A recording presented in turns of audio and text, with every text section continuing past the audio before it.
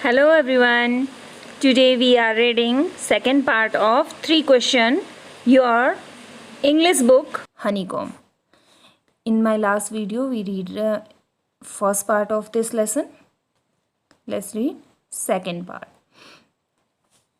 The king turned round and saw a bearded man running towards them. राजा पीछे मुड़ा और उसने देखा कि एक दाढ़ी वाला आदमी उनकी ओर दौड़ कर आ रहा है. His hands were pressed against his stomach. उसके जो हाथ थे वो उसके पेट पे की ओर पेट को दबाए हुए थे. From which blood was flowing, जिससे खून बह रहा था. When he reached the king, he fainted and fell to the ground. जब वो राजा के पास पहुंचा तो fainted मतलब बेहोश हो गया and fell to the ground और जमीन में गिर गया. The king and the hermit removed the man's clothing and found a large wound in his stomach. राजा और साधु ने उस आदमी के कपड़े हटाए और उसके पेट पर एक बड़ा सा घाव मिला. The king washed and covered it with his handkerchief. राजा ने उसे धोया और उसे अपने रुमाल से कवर किया, ढका. But the blood would not stop flowing. लेकिन जो खून था वह रुकना बंद नहीं हुआ. The king redressed the wound until it at last the bleeding stopped. राजा ने उस घाव की तब तक मरहम पट्टी की जब तक कि खून बहना नहीं रुका. The man felt better and asked for something to drink. उस आदमी को अच्छा महसूस हुआ और उसने पीने के लिए कुछ मांगा. The king brought fresh water and gave it to him. राजा साफ पानी, ताज़ा पानी लेकर आया और उसको दिया. By this time the sun had set and the air was cool. उस समय पे जो सूर्य था वो छिप चुका था और जो हवा थी वो ठंडी थी. The king with the hermits help carried the wounded man into the हट. जो राजा था साधु की मदद से उस घायल व्यक्ति को झोपड़ी में ले गया और उसे बेड पर लेटा दिया. The man closed his eyes and ले क्वाइट. उस आदमी ने अपनी आंखें बंद की और चुपचाप लेट गया. The king tired by his walk and the work he had done lay down on the floor and slept through the night. वो राजा अपनी वॉक से, अपने चलने से थक चुका था और वह काम जो दिन भर उसने किया था, यानी कि वो अपने चलने और दिन भर के काम से थक चुका था. Lay down on the floor, ज़मीन पर फर्श पर लेट गया. And slept through the night, और रात भर सोया रहा. When he awoke it was several minute before he could remember where he was or who the strange bearded man laying on the bed. और जब वह जागा तो कुछ समय बाद उसे याद आया कि वह कहाँ है और वह दाढ़ी वाला आदमी जो बेड पर लेटा हुआ है वह कौन है. Forgive me, said the bearded man in a weak voice when he saw that the king was awoke. मुझे माफ़ कर दो, दाढ़ी वाले व्यक्ति ने कमज़ोर सी आवाज़ में कहा, धीमी सी आवाज़ में कहा, जब उसने देखा कि राजा जग चुका है. I do not know you and have nothing to forget for you, said the king. राजा ने कहा कि मैं तुम्हें नहीं जानता हूँ और मुझे किस चीज़ के लिए तुम्हें माफ़ करना है.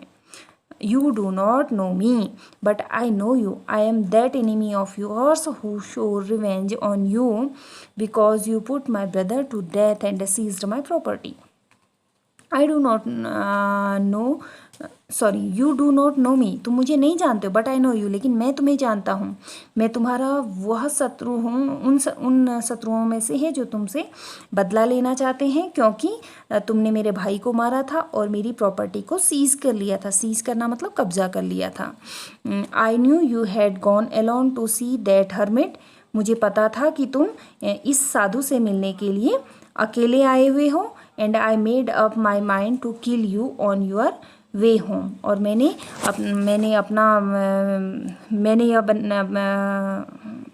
यह माइंड में बनाया था, या मैंने निश्चय किया था कि मैं तुम्हें घर जाने के रास्ते पे मारूंगा. But the day passed and you did not return. लेकिन दिन गुजर गया और तुम नहीं लौटे. So I left my hiding place. इसलिए मैंने अपने छिपने की जगह छोड़ दी. And I came upon your bodyguard. और मैं तुम्हारे बॉडी गार्ड की नज़रों में आ गया. Who recognised me. जिसने मुझे पहचान लिया. And wounded me. और मुझे घायल कर दिया. I escape from him but I should have died if you had not dressed my wands.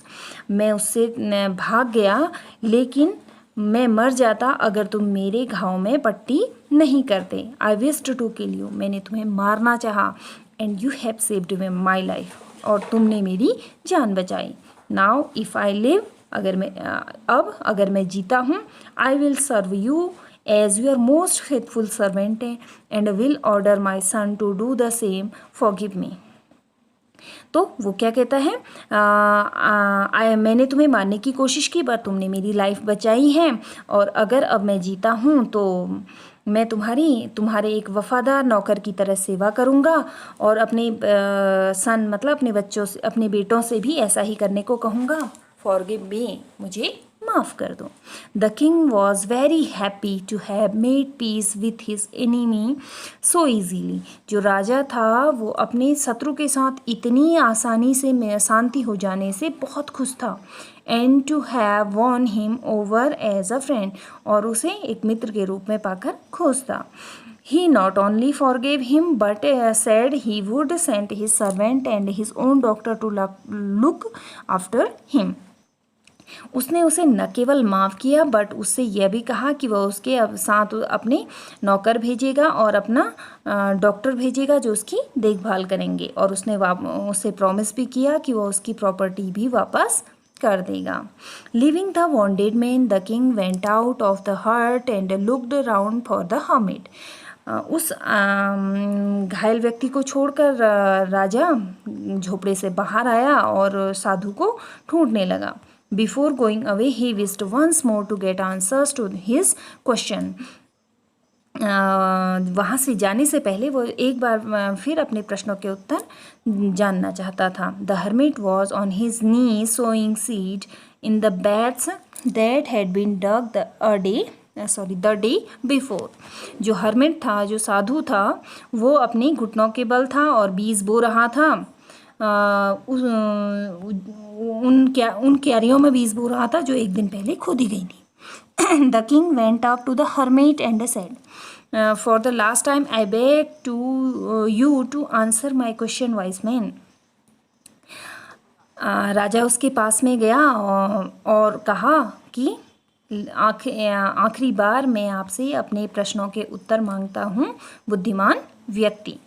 You have already been answered, said the hermit, still bending down to the ground and looking up at the king as he stood before him. तुम्हें प्रश्नों के उत्तर मिल चुके हैं, साधु ने कहा, जो अभी भी नीचे झुका हुआ था जमीन में, और जो राजा था वो उसके सामने खड़ा था।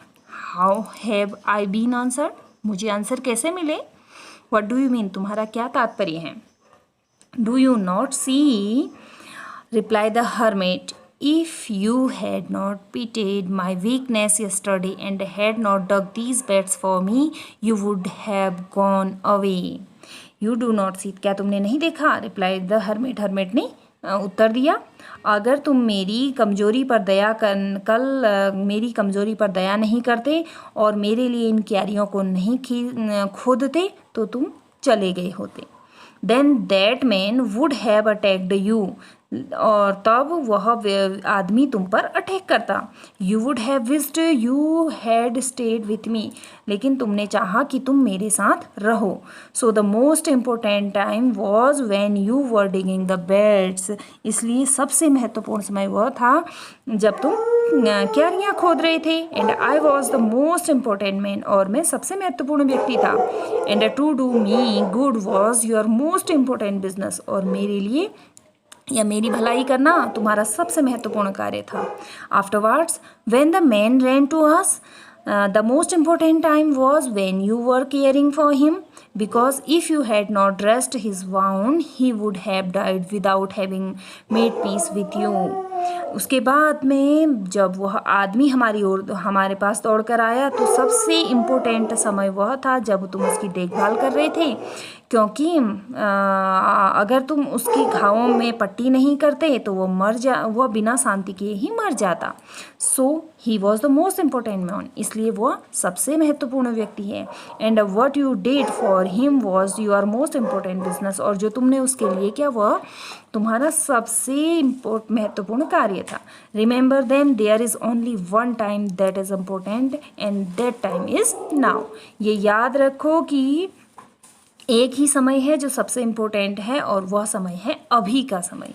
It is the most important time because it is the only time we have any power to act.